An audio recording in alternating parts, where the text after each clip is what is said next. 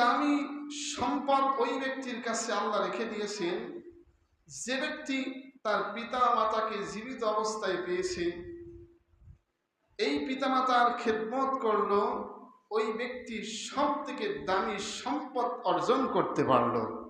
এজন্য কিছু কিছু মানুষ আছে দেখবেন, টাকা উপার্জন করে, অর্থ উপার্জন করে, বউয়ের পাল্লায় পড়ে বাপ মাকে ভুলে যায়, পিতামাতাকে মনে রাখে না।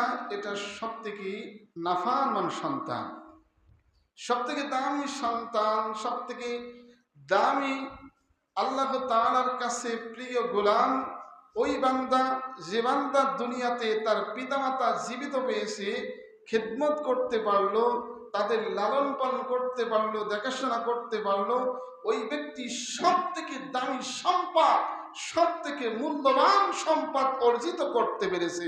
বলে সুবহান।